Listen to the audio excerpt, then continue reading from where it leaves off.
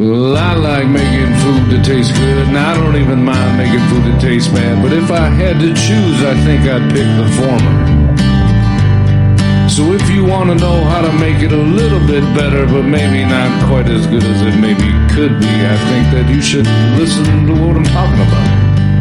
And if you learn a little something from this, well, I hope it served a purpose, and hey, that's what we're here for. Good, better.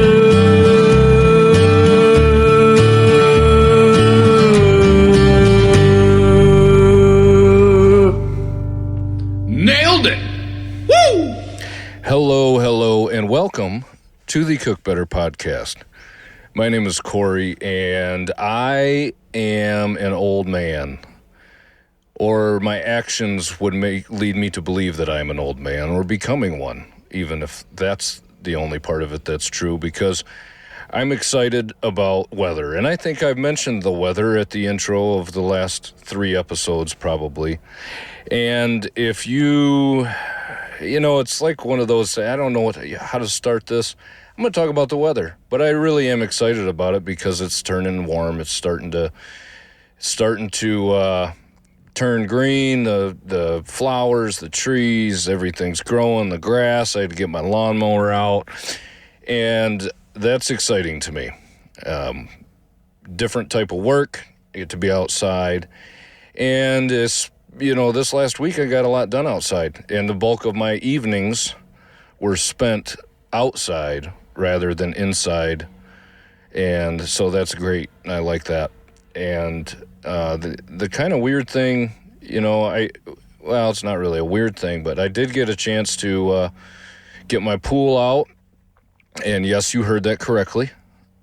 I said get my pool out, set my pool up, not open my pool or have the pool boy come and open my pool. I'm talking a pool that came in a box that we got last year. But I tell you what, for the amount of money that the pool costs, a few $100s compared to what a full-on pool costs, you can't beat it. And I got a Sam's Club pool last year, set that thing up, and it's 18 foot around, 4 foot deep, or 54 inches deep, or whatever it is, and it just is perfect. It's one of those things where it's hard to spend thousands of dollars even on an above ground pool. They're nice, they're hard sided. You don't have to take them down every year, but they, it's just a lot of money. I don't have $7,000. $10,000 I can put into a pool. But I can save up and get $350 together to buy one. And then also just to make sure that it's something that's actually going to get used. Because if the pool's not going to get used, I'm going to be very mad that I spent, $10,000 on something that's not going to be worked on. Or not going to be used.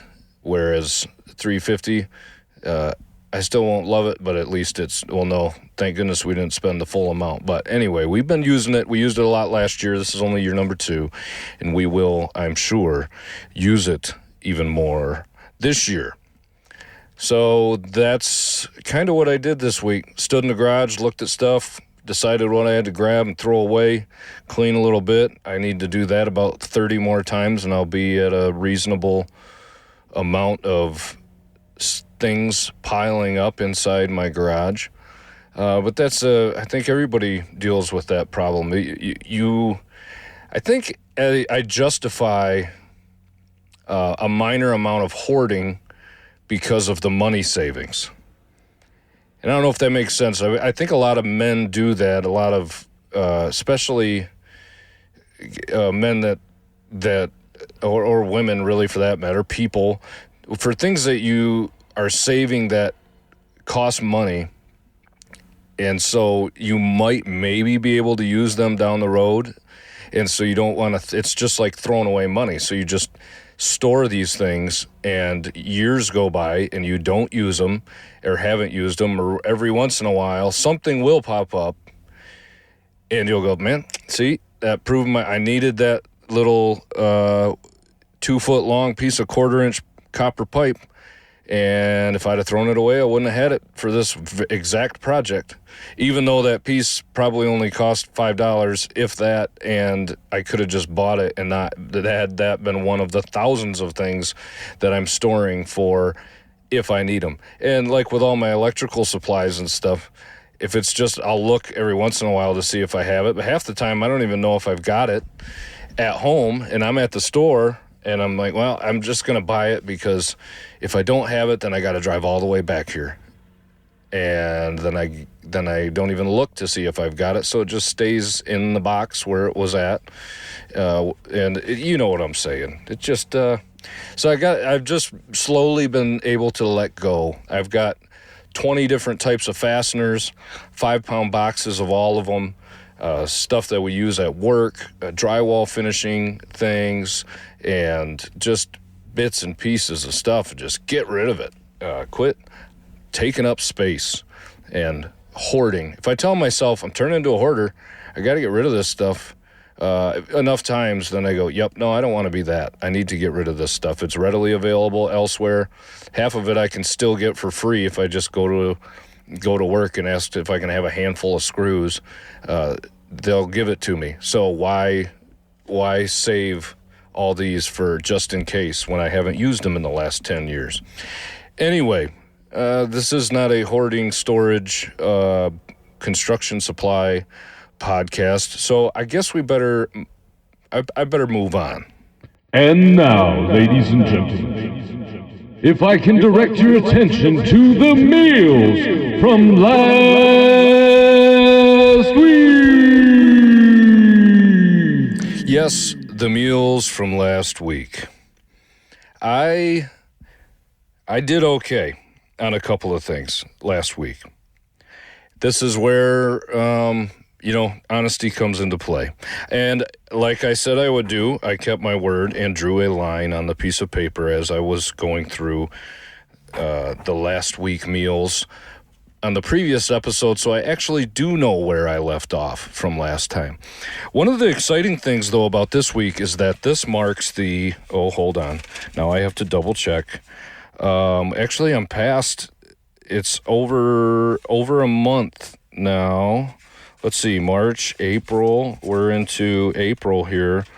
I am at 5 weeks of doing this, and it's kind of cool. In a way of things that really aren't cool, I guess.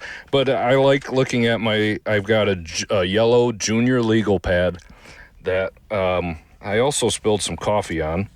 But I've just got my chicken scratch, the date, and I've got now I've filled up a bunch, 8 pages of just the stuff that I've cooked. It's kind of cool that it's not like some fancy book to me that I'm journaling necessarily. It's just a legal pad that anybody would have, and I'm just writing down food that I've made. It looks kind of cool.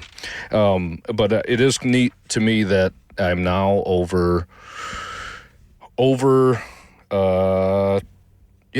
5 weeks, at 5 weeks or whatever. So that's kind of cool. To me, I don't know. Maybe you think it's cool. Maybe it's stupid. I don't care. But I'm going to start out with day one. This was, I think, the only thing that I made out of these I've got, 6 meals here. And the only thing I made that came from a box. And this was Kraft macaroni and cheese. I don't know why I'm trying to pretend like I'm not going to eventually say what I made. That's what I made. Did Kraft macaroni and cheese. And it wasn't just the noodles and the powder. I doctored up a little bit. I'll salt the water. Let's not go overboard. I'm going to salt the water, get the water boiling, put the macaroni noodles in. This was the Spiral Kraft macaroni and cheese, which I think is the superior noodle if you're going with a boxed version of macaroni and cheese. Now, there's argument. If you say shells, I would say I can go with you on that one. The macaroni noodles, I don't know what it is to me about the macaroni noodle. I think it's the amount of pasta noodle but that you would have, it's almost the same, if not maybe a little less, but as like a shell, but it just isn't as good as holding the cheese sauce as good as a shell is, in my opinion. So you get more pasta flavor and less cheese flavor. And I like that. And I don't know why a spiral, maybe the shape, I don't know. I can't make that argument for what is my favorite, being the spirals. I think that has a lot to do with that just was the kind that my mom, or that made us when I was a kid. So I always liked the spiral for whatever reason. But I'll take it, I'll salt the water, bring it to a boil, put the pasta. I mean, we can all read the back of a box of macaroni and cheese. But I don't really do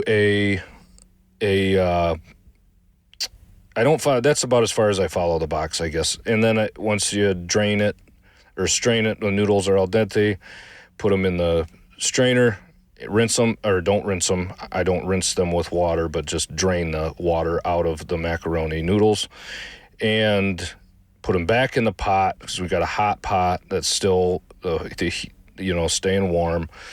And I just eyeball everything from this point on. I'll dump the powder in, and then I will do a little milk and butter, salt and pepper. And I like to do extra cheeses. This is where I will use up, if I have a few different cheeses that are just small chunks that I'm not going to be able to use on something else. I want to use them up before they go bad or whatever. So that's what I'll do with that. This time I had some American cheese. If we're leaning into eating stuff out of a box with a powdered cheese mix, might as well just, add an American cheese to it. It's a creamy cheese, tastes good, goes obviously very well with a macaroni and cheese, with a macaroni noodle. So that's what I do just to doctor it up a little bit. I don't think that powder even really tastes like cheese. It makes everything orange, but that's about as far as it goes, at least and for my taste buds. I'm not tasting cheese there. I'm tasting orange powder, and really the powder itself has kind of a chemically flavor. But I did it anyway. So that's what was the night one. Now that's what came out of a box. I had to doctor it up a little bit, so I made it a little better than it is on its own. But still not the greatest of meals. But my kids liked it, or they ate it anyway, so that's good. The next night we had a birthday thing for my brother-in-law, Bernie. And so we went out for dinner. And we went out to this place that I'd never been to before. It was kind of like a sports bar, restaurant type of thing. A crazy menu. They had a crazy menu. Now, I almost forgot. I gotta get my phone out here, and I have to look up the, what do you call it? What am I looking for here? Oh, yeah, the photo of the menu. I felt like I was doing something I wasn't supposed to do, so I kind of took my phone up and took a picture. But they had a lot of different things on the menu, which I like in a restaurant. I don't want to just go. Personally, I don't just want somebody who can make chicken fingers and a cheeseburger and whatever. If you do it really well, that's great, but I like something odd. I've said before that when I go out to eat, I very rarely will ever get the same place or same thing from the same place twice. But I also want to try to have something that isn't, that I have not made, or not something I regularly make at home, just to try something different, and maybe try some flavors that I've never had before or wouldn't think to combine. And this place had one. My wife they had a sweet potato burger, which was somehow using sweet potato as a replacement for a beef patty. My wife is not vegetarian or anything like that, but she loves sweet potatoes, and it sounded really good. I say all that to say nobody at our table got that, so maybe someday we'll have to go back there and give that a try, because that was very intriguing what they had. But I had a Southern fried hot chicken, and this was, I think, their attempt at a Nashville hot chicken. I don't know if they just wanted, I don't know why they call it Southern fried hot chicken instead of Nashville hot chicken. But it was good. It was sweet. Not a ton of heat there. I've been very underwhelmed with the amount of heat. And I've gotten hot chicken, Nashville hot chicken, at many places that I've been to. And in that sauce, there's a lot of sugar, but there should be a lot of cayenne pepper, and there should be a lot of heat. And it's just not been, most places keep it pretty mild, and I want my face to burn. If I'm ordering something called hot chicken, it needs to be hot, not slightly spicy or mild. It needs to be hot. That's well, not anymore. If you go to Taco Bell, you got Fire and Diablo and all these things, but hot is supposed to be the upper end of the spice spectrum, and that is definitely not the case. But I will say it did have good flavor, and it tasted really good. But the menu spells out here that it was a hot, crispy chicken breast on top of a grilled focaccia popper toast. All that is true, and that's what kind of got me with that focaccia popper toast. And layered with garlic mashed potatoes. I'm not reading this very well. Let me try this again. We have a hot, crispy chicken breast on top of a grilled focaccia popper toast, layered with garlic mashed potatoes and served with a house-made jalapeno cheddar and green onions. Includes broccolini. So, I don't know that was any better. I don't think it really was. I still paused a bunch. It's not good. I've done a few voiceovers, believe it or not, and I would have to redo that one if that was my take on it. Or the engineer or producer guy is going to have a little bit of editing to do to get rid of the stops. But anyway, back to what we're talking about here. It was a good sandwich. It was a hot chicken sandwich. That focaccia bread was very good. The garlic mashed potatoes, not super impressed, if I'm going to be honest. I haven't said the place's name, but I'm 95% sure they were instant mashed potatoes with a maybe garlic powder in it, because there was no chunk to the potatoes whatsoever. And garlic itself should have some chunk in it, right? Or just even minced garlic, you're going to find pieces of the garlic or be able to see them or feel them, especially. But it's the texture. If you've had instant mashed potatoes, you know immediately that flavor when you come across it again, because they're very distinct. They're very smooth. So I was a little disappointed in that. Now, I've said I'm disappointed in some things here, but I also just want to make it, it was good. It was good. They were trying something different. A couple other people at the table had I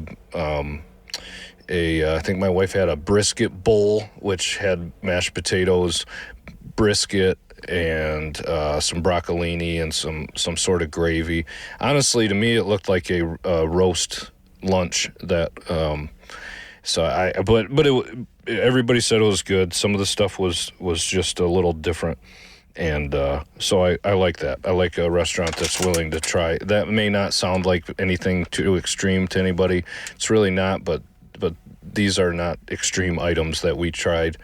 They had some cool stuff, getting creative. Sorry, swig of water. Okay, that's day 2. The next day, I did a tuna fish wrap. Tuna fish is as good as you make it. And that's maybe sounds stupid, but it's not something that has a ton of flavor on its own. I did the canned albacore tuna, white albacore tuna. Like I've talked about before, I've used the packets. I'm not a huge fan of the flavored packets of tuna myself. I also am not somebody who will eat the tuna fish on its own, plain.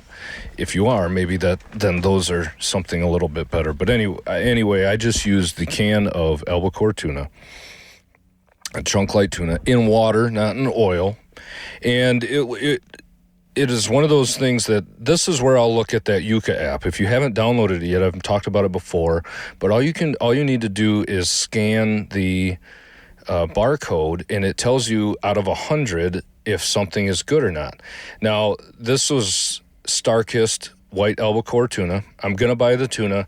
There's only like 4 different choices maybe of brands that I could buy.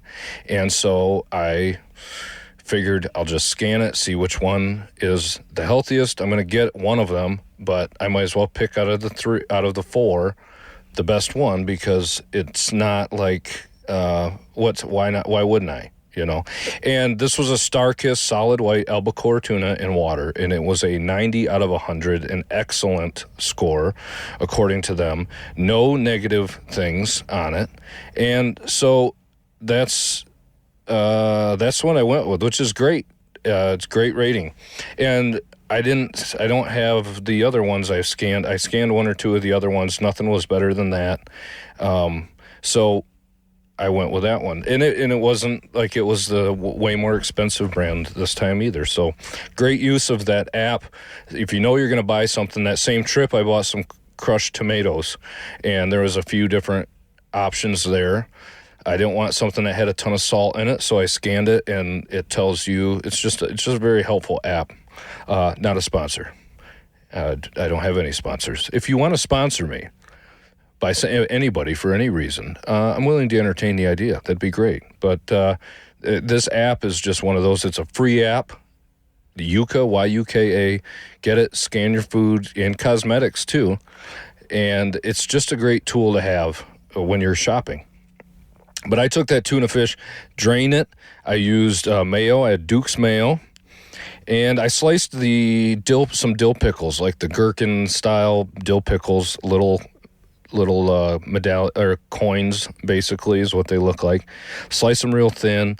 And I also sliced up some fresh jalapeno. And I had some of those mini peppers. I still have not looked up what those peppers actually are, but they're basically like bell pepper. Just a little thinner skin, not quite as much flesh on the inside, but they're really good. And I sliced up some of those, a little mustard, some dill weed, the herb, and some white pepper, and just mix it all together. Mix it around. Ratio it in a way that you would like. I know that I had dill pickles in there, but that fresh dill just does help a lot. Oh, and I had some celery seed. Now, any one of these items, except maybe the tuna fish, you could remove, and it would still be good. Maybe multiple of them. I've done tuna fish with just tuna and mayo and mustard, or tuna and mayo. But if you want to make it taste just a little bit better and make it a little more complex and texturally give it some interest, something interesting when you're chewing and eating it, then some contrast, then that's why I like the dill pickle. That provides a crunch. And if I'm doing a wrap or I'm eating on bread, or I guess most ways you would eat a tuna salad or tuna fish like that, it's all going to be that softer texture. So that just gives it. And then I get spice from the sliced jalapenos and a little bit of whatever from the white pepper. You use black pepper, that'd be perfectly fine. I just had white pepper too. That was gifted to me after I said a while ago that I'd never tried it. It does have a slightly different taste to it. Barely, but it is a little bit different. So that gives a little heat. And that dill weed, even though we have the dill in the pickle, the dill weed is a little freshness, and you get a little bitterness from the celery seed. So a lot of contrasting things there. The only thing that isn't in there is sweetness, but you do kind of get a sweetness-ish. It's not sugar, but you get a little sweetness in a way from the mayonnaise. It has a tangy, sweet flavor to it. Duke's probably does have a little bit of sugar in it. I don't know 100% if that's true. It just seems like it might. I could be totally wrong on that. They might have 0, but just a very good tuna wrap. It was awesome. The next day, I ate absolutely nothing. I believe this is the day when I set up the pool. I was outside doing that. I might have had a snack of some kind. I'd like to say if I did have a snack, it was an apple, but I doubt that was the case. And I do know my kids, they had some ramen for dinner. They really liked the ramen. So that was a very uneventful dinner making night for me. But the next day, I made some poached eggs on toast. Poached eggs are, at the moment, my very favorite way to eat an egg. I had the last episode on deviled eggs, and that may always override anything else. But if I'm cooking it and eating it for dinner or for a meal, a poached egg is definitely my go-to method. And it's really not that hard. It's intimidating. It can be intimidating. It was for me for a long time till I did it a couple times and then realized that this is not something that's super difficult. The hardest part is just waiting for the water to come to a light boil. And once that happens, then I pour a little vinegar in, or a little white vinegar in, and you can really go as overboard as you want. If you look up a recipe, I think, to make a poached egg, it'll give you the amount of cups of water, and it will give you the just the amount of vinegar, a couple tablespoons of vinegar, or whatever it might say. I don't have one pulled up, but really you can just fill the pot until you think it looks good, and you can just grab your vinegar and do a quick pour, or you can do a 1-2 second pour, or you can do a 4-second pour. It really doesn't matter.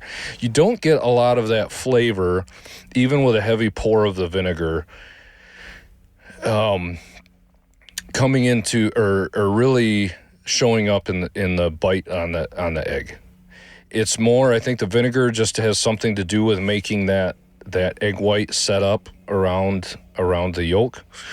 But it's very simple. It only takes like 4 minutes. You have a light, a heavy simmer or a light. You don't want a rolling boil. You want it more of a simmer. And then you do it and then put the egg in there. I swirl the water before dropping the egg in, and that just kind of helps to roll that egg white around the yolk. And yeah, I think 3 or 4 minutes, and I wouldn't go more than 4, depends how much, but somewhere around there. It's just really good. But I did that on white toast. Again, this was with that, I used that Sara Lee bread that I was to artisanal bread that had a very good rating on the Yuka, with not a lot of added chemicals and things like that for a store-bought bread anyway. And I did Colby Jack cheese, salsa, some Tony Chachere's, some black pepper, and some fresh cilantro. And that made my tuna fish wrap. I forgot. I knew I didn't when I didn't write it down. I thought of it after, but I had some Tabasco sauce in my tuna fish wrap. So between the jalapeno, the pepper, and the Tabasco, there's a fair amount of spice there.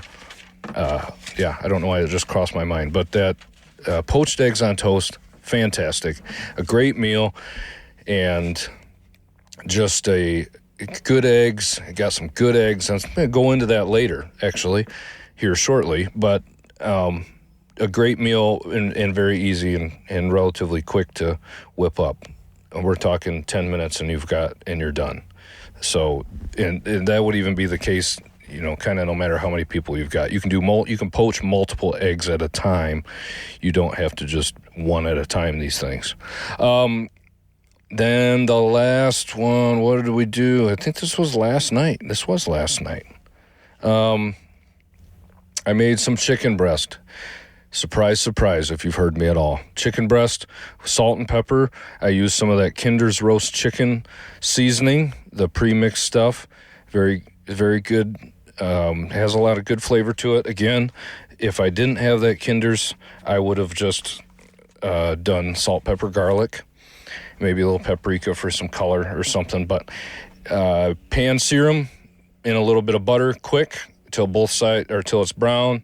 Hot pan, flip it over, sear the other side, get a little crust on it, and then take it out of the pan. Now I'm going to make my sauce. I made a cream sauce again, using the chicken drippings that are in the pan. Again, this is all going to get brought to heat, so the fact that there wasn't a fully cooked chicken in there, it'll be okay. Maybe add a tablespoon of butter just to, in a way, somewhat deglaze the pan, and also to get just make sure you got enough fat in there. I had minced up some shallots, put that in there.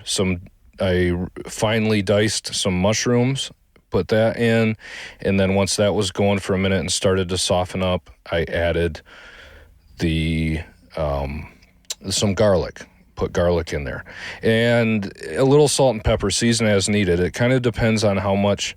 You do get a fair amount of salt if you have seasoned your chicken well. Some of that flavor from the salt and the roast chicken seasoning, or the salt and garlic and pepper, is going to transfer into that pan.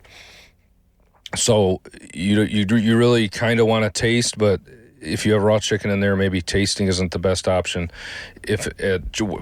If you're concerned about it, you don't want to over-season the dish either. So maybe just wait till the end when you know everything's cooked through, and then try it. Add a little salt at the end if you need to. But you bring that, kind of soften up all the aromatics, the shallots or onion. Use any kind of onion you have, and it's going to taste good. Doesn't have to be shallots. And then I pour in the heavy cream. Again, this is where I do a Dijon cream sauce. I still have not bought Dijon. I've been at the store grocery shopping at least twice since I ran out, and keep forgetting to grab some because I don't write down what I need. I'm not a very good list maker for grocery shopping. I just wander up and down the aisles and grab what I think I'm going to need. And that's why I don't have Dijon mustard right now. But it's still good cream. Just a regular cream sauce is fantastic. I could have used the regular yellow mustard. I did not. So that is an option. You can doctor up the cream sauce in a few different ways to see, what it's going to taste like. I did put some lemon juice. This was not from a fresh lemon. It was the lemon juice that comes in the bottle that you keep in your refrigerator. But that acidity does help, and it just gives that heavy cream sauce just a little bit of brightness, and it does go a long way. So yeah, then I put it in the oven at 425 for about 20 minutes until I pull it out, check the temp on the breast, make sure that they're up to 160 degrees Fahrenheit, and at minimum, and take them out. I don't want to be a lot higher than that, because then I'm going to end up with a dry chicken breast. But again, these are 4 chicken breasts. In my case, I made 4 that are all but submerged in the cream sauce, so that you got a lot of moisture all around that helps to do that, or keep the breast good and juicy. And then when you take them out, I let them sit for a good 5-10 minutes. The pan is hot. It's a cast iron pan. At least that's what I use.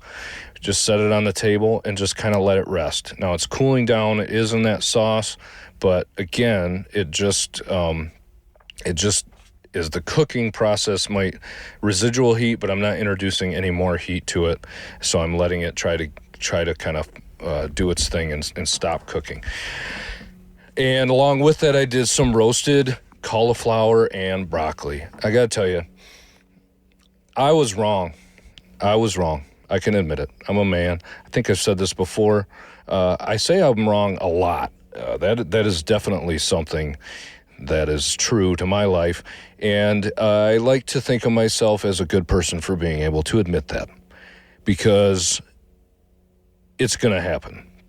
You're going to be wrong. And I was wrong about roasting. It is, I'll do the typical man thing and say I was wrong, but I was kind of right. In that it still doesn't feel like cooking, but the end result that I get, that you get from roasting a vegetable, is so good that it's okay to be wrong every once in a while. It's not cooking; it's throwing things in the oven, letting the oven do the cooking. But it is very good, and it yields a result that is so much better. Especially with cauliflower and broccoli. I like the saute method, and even Brussels sprouts, probably all vegetables. But the danger with the sauteed method, or cooking in a pan with oil or butter or whatever, is obviously that you're usually getting everything coated pretty heavy in an oil or a butter.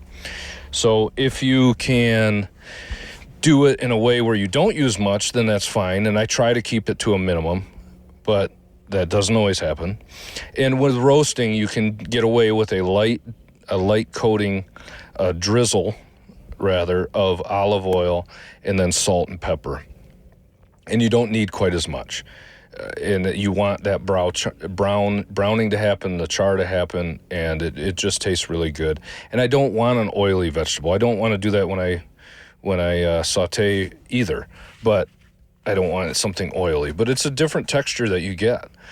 And so I've just been really into roasting vegetables lately. And so my statement of being, I was wrong, but a little bit right. So I'm going to leave it at that.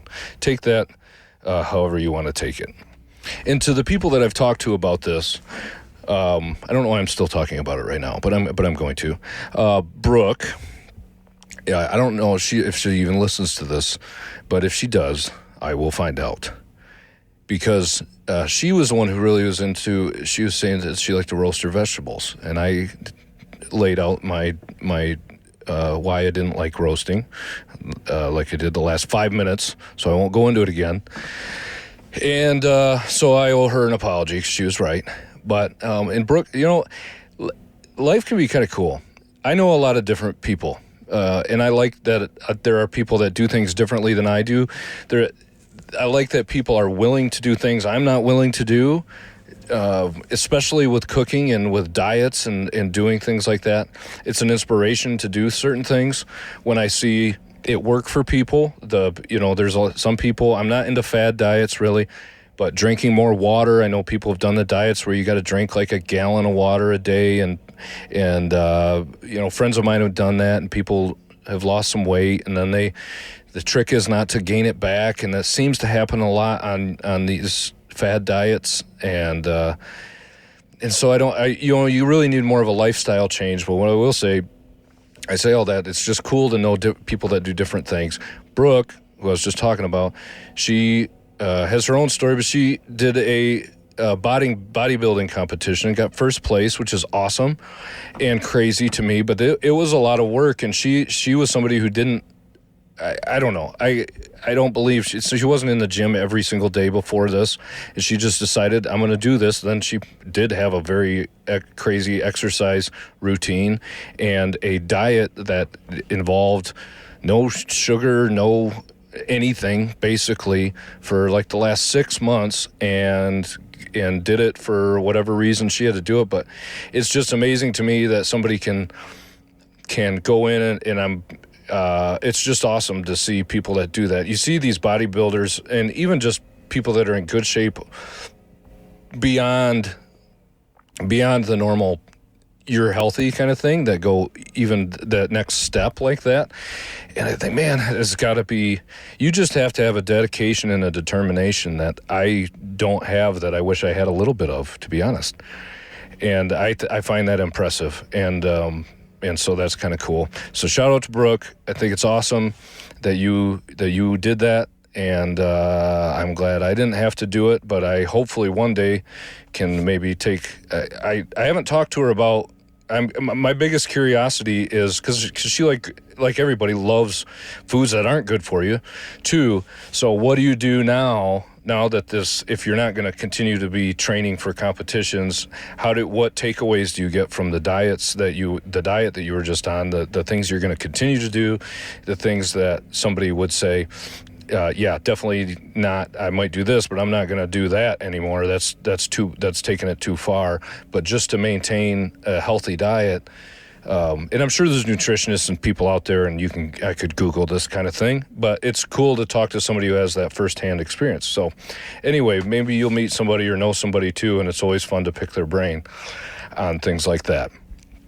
So this has been almost 40 minutes now. I've been talking, and I have not gotten to our topic today. And our topic today is, boy, I don't even know exactly what I'm going to call it yet, to be honest. But this is, to me, kind of demystifying the labels on certain things. And this came about, it's been a thing for a long time. I talked about how being Cage-free just means it's not in a cage, or free range means having access to a door, even though they can't get at the food. All these things. I think even in the last episode talked about it in the deviled egg episode a little bit. But this is more, and this got brought on by, I was at Walmart. I did my grocery shopping at Walmart. So I want to, you can find some good stuff there. But egg prices have been really high lately. And even at the place where I normally go, Otto's, to buy all my chicken, and I bought my eggs there, for a while, at least in Michigan where I'm at, the egg prices are at before the prices went up, they were at somewhere around $4, $3.50 to $4 for a dozen. Now, if you're out in California or something like that, you might think that that's incredible. But where we were, we saw a 50% cost increase for eggs at the same place that Otto's, where they were $3.50, they jumped up to $8.50. And I didn't buy them from there. I just then reached out to people that I knew who had chickens and asked them if I could have, or I could buy some eggs from them. I just can't justify over a 100% increase in cost. To me, and I'm not a business person, I'm not selling it, and this is not necessarily anything against them. I very much like the what I do get from them, but I don't understand why you can't keep the prices the same and just have less of it. If it's a supply issue, then to me it would be keep the price the same, but you're going to sell out, and once you sell out, they're gone. If it's not a supply issue, and I'm guessing it probably wasn't because I don't know if cost of feed all of a sudden skyrocketed. I know there was some legislation in the state that changed that, the fact that made the price go up. I don't know. But anyway, eggs have been expensive. And even at Walmart, they were selling their eggs for over $6 when before they were around $3 or $4 again for a dozen eggs. So the prices have started to go down a little bit, but I was at Walmart this past weekend, and I saw this brand I'd never seen before, and it was called Happy Eggs Company. And you can look this up if you want to, or you can just listen to me talk about it, which is perfectly fine. But this Happy Egg Company, on their egg carton, I think it said pasture raised, and it was something, it piqued my interest. And they were $4. I looked it up. It was $4.75. So for a dozen eggs. So this is like the cheapest eggs on the shelf. And I'm reading on what they have on their label, so I thought, oh, that's kind of cool. And then I kind of went on my phone, and this is why you don't want to be behind me in a grocery store aisle. I will look around. I'm not oblivious and take up the whole aisle, but if you think I'm going to move through an aisle at a pace that the normal person would like to shop for their groceries, you are 100% wrong. And that is also the main reason why I do like to go grocery shopping with my wife, because with kids, if they're somewhere else, it's nice to just have the two of us do anything together on our own.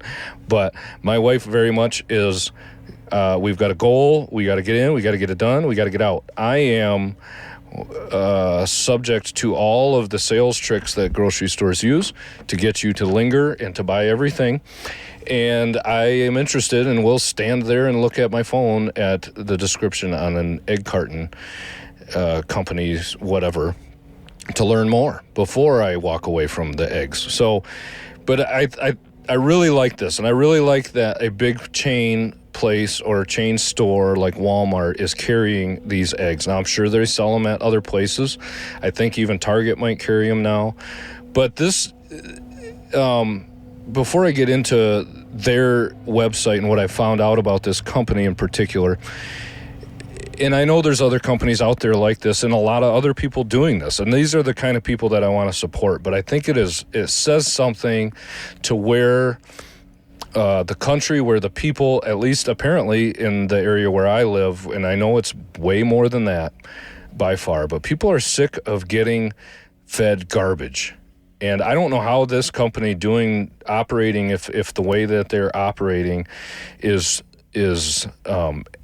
true to what they say on their website. They found a way to operate like this and still keep costs down. A lot of times, you get an organic, free-range, pasture-raised, cage-free, all the buzzword egg, and it's going to be double the price of the other factory farm stuff just because of they just can't have, there's a lot more regulation to be able to do certain things.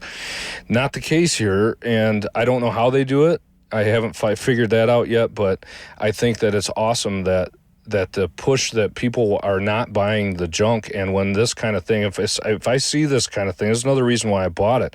Even if I didn't necessarily need eggs, which I did, this week I just want to support that kind of thing, and that's we vote with our fork. That's what that I mentioned that before. That Michael Pollan, I don't know if he coined that phrase. It's probably been around for many years, but that's us. How do we vote? How do we tell the Walmart Corporation that we want them to start carrying or continue or more things that are healthy? How did all this vegan and vegetarian options get put into stores?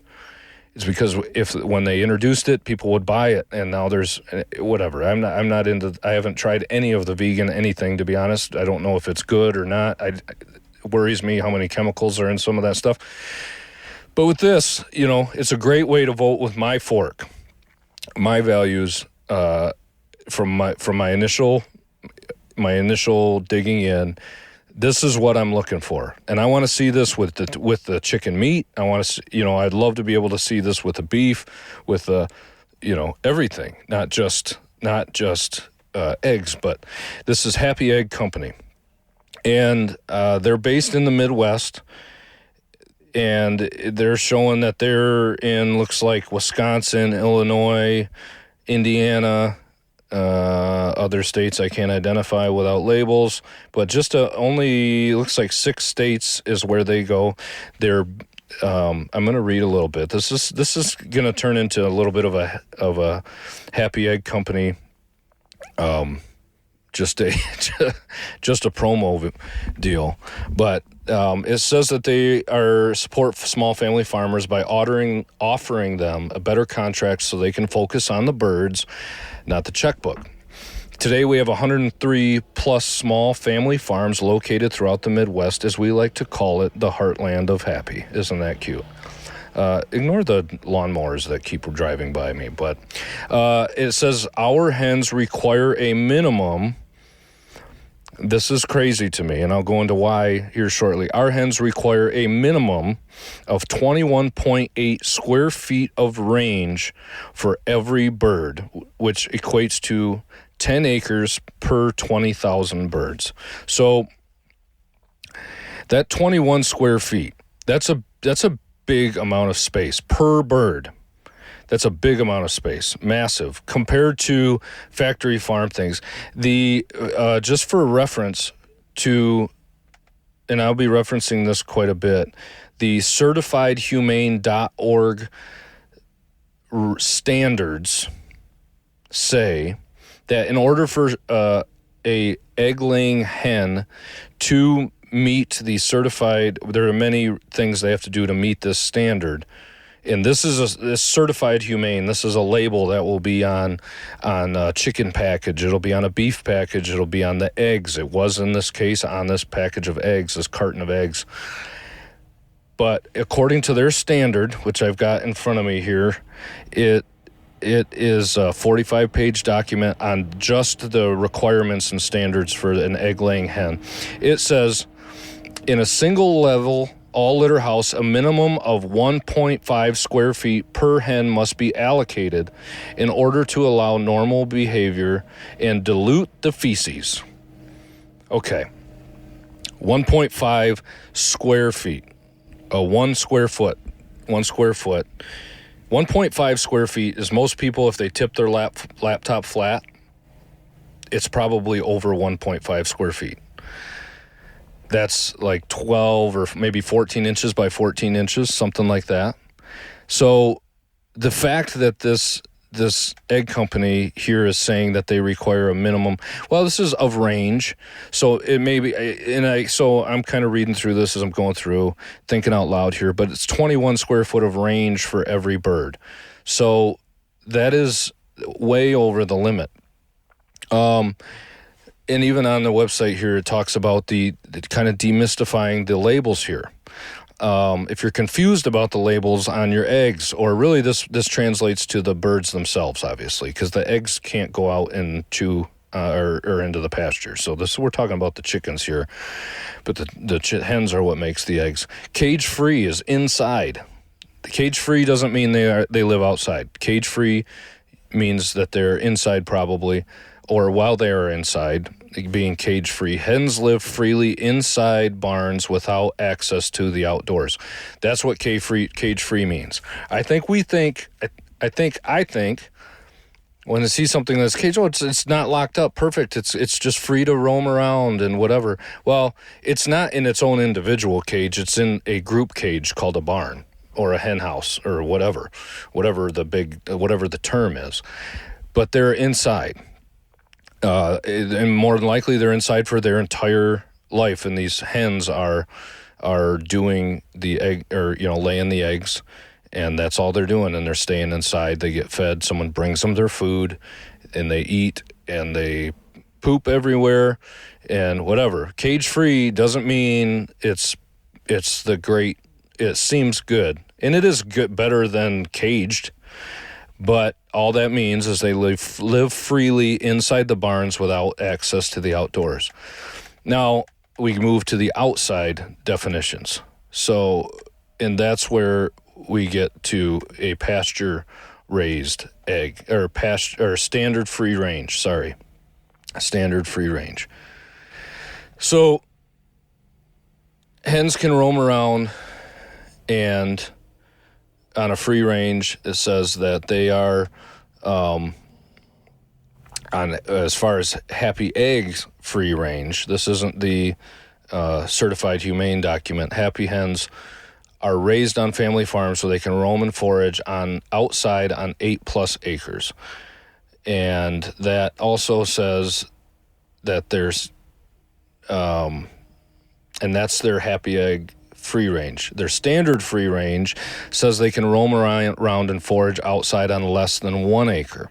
So they still have access to the outside. And then if they do the pasture raised, it says the hens have plenty of room to roam and forage outside on 50+ acres of pasture. So that is encouraging to me, and that's just really cool. I like that. I like it a lot. I like to see that this food is coming from a good place, and I like to see that a place like Walmart is encouraging or promoting it by putting it for sale in their stores. That's awesome. And I want to do everything I can to support a store that's doing that. Again, voting with our forks. I guess before I wrap this up, I just want to go through some of these terms that we have for the other terms. And this comes from the consumerreports.org, maybe making things a little more clear. There are a lot of labels that are misleading or just don't really mean anything. So again, this is from Consumer Reports, not from this egg brand's website. Or whatever, but this is so it's like a third party, hopefully not with an agenda. But their cage-free term says cage-free. This term means the hens are not kept in cages, but it doesn't mean they're clucking around in fresh air and sunshine. They can be kept indoors, often in crowded conditions. So it just means that they're not in an individual cage. Farm fresh. All eggs come from farms, even if the farm is a big building where chickens are packed into cages, so this labeling claim has no value. The term fresh generally means the product hasn't been frozen, but eggs in a shell should never be frozen. So farm fresh would be a term that's kind of makes you feel good, but doesn't really mean anything. So just pay attention to that. Free range. This one has a little bit of meaning here. Birds aren't kept in cages and have outdoor access, but they can still be raised in crowded conditions, and the outdoor area can be tiny. But the combination of free range and either the Certified Humane or American Humane certified labels on the cartons mean the birds have access to a spacious outdoor run. So free range is definitely is getting to the place where it's a little more good for the chicken. Natural. This is a label that you see on lots of things, way more than just eggs and meat products in general. It's on peanut butter. It's on yogurt or anything you can think of, and it makes you think that it's healthy. But this consumerreport.org says people often mistake natural for organic, but the two terms are very different. By definition, an egg is a natural food product, so slapping natural on it has no clearly defined additional meaning. So any kind of a whole food would be natural. It's not a chemical. But that does not mean that there isn't any chemical process, especially for food. Organic there's a lot to the definition of organic, but it means that there isn't pesticides and things like that, or I believe. So natural could be a stalk of celery because it's a natural product grown from seed, but it doesn't mean that there hasn't been any additives used or chemicals used in producing of this product.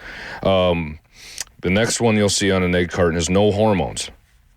By law, chickens that produce eggs that are sold for meat can't be given hormones. And those that are sold for meat can't be given hormones by law. So eggs with this claim on the package label are no different from eggs sold without it. So this is just stating the obvious. But sometimes people need to just have that reminder. It's not a lie. It's just, yep, we have no hormones. Kind of like when you see gluten-free on something that is gluten-free water or something like that. It's obvious that this product shouldn't have gluten in it anyway. But if you put gluten-free on it, all of a sudden, I bet their sales go up just because it says that. Or keto. I've seen keto approved or whatever on foods that are not even like water and stuff like that. I don't know why that's the only example I can come up with off the top of my head. But it's just amazing to me, some of the labels and buzzwords to catch your attention, and this is healthy. It's gluten-free, and it's, there wouldn't be gluten in there anyway. It's keto-friendly. Well, yeah, the keto diet but it just gets people's attention. Organic, the next phrase you might see on your egg carton. This seal means eggs were laid by hens fed grains grown without synthetic pesticides or GMOs. The birds cannot be raised in cages or given antibiotics. They must have outdoor access, though in some cases this can still mean confined conditions in a building with just a small concrete porch. So the living conditions aren't that great for an organic hen, potentially, depending on where you get it from. Or the big factory farms that are producing organic, they are not going to have the access. If you get something organic from a small farm or somewhere local, that might be a whole different story. Then you probably will be able to have this. Pasture raised. There's no standard definition of this term, so its meaning may not be clear on its own. But the Certified Humane, which is the certification this egg that I was talking about earlier that I purchased had, the Certified Humane or the American Humane certified labels, which have similar standards for pasture-raised hens, require that the chickens have access to a pasture with space to perform natural behaviors, such as pecking for seeds and bugs. This is the one that I think that I would shoot for, the pasture raised. If you find something that's got pasture raised and organic, it's going to be it's going to probably be the best option if you're going to a store to buy it and you're not getting it from a local farmer. Because the whole natural behaviors thing. My whole argument with hunting, if you've listened to the deer camp episode, I go into that is the most humane way to, if you're going to eat meat or whatever, it's the most humane way by far to harvest an animal or to procure that meat, because the animal's in its natural habitat until the second it dies and is not just abused in a factory farm setting. Now, I don't want to. I'm not going to go into it all.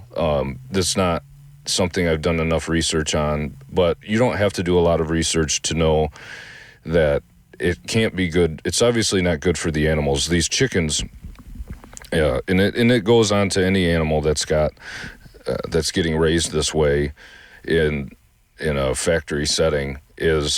But chickens in particular, if you go online, you can look at that certified humane standard and they have pictures of what is allowed and considered humane as far as trimming the beaks of the chickens, because they'll fight each other. And chickens are cannibalistic, as crazy as it sounds, but they'll kill each other. And if a chicken gets injured and is bleeding, it has a standard on removing immediately any injured birds and checking all the birds to make sure there aren't injuries, because the other chickens will kill it. And so if you have a problem chicken that won't quit pecking at the other chickens or whatever, there is in the standard an allowance to cull or trim the beak back, and there's certain amount the beak is the upper portion of the mouth, so to speak. They leave that lower portion, but you trim back that upper sharp portion so that they can't fight.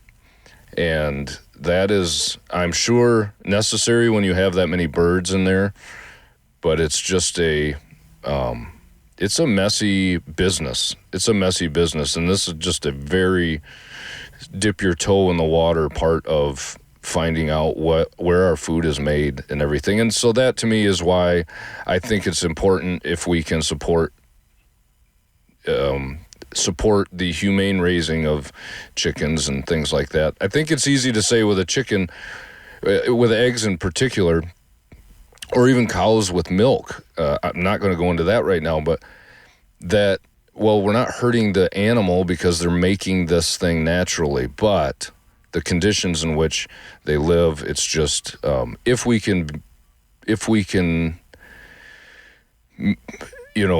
support a place that's going to try to take care of these animals and not make their life pure misery. There's argument about the stress level on the animals in conditions like that too, and people are researching on how the stress on the animal transfers into the products that we get from it, and is that doing something, even if you don't have antibiotics necessarily or growth hormones or whatever it might be, is there a correlation with some of the things that go on? And I'm not trying to sound like a big, I don't know, conspiracy theorist or hippie or whatever you might say. I just want to be responsible, and I want to make the best choice that I can and the healthiest choice for myself and for my family.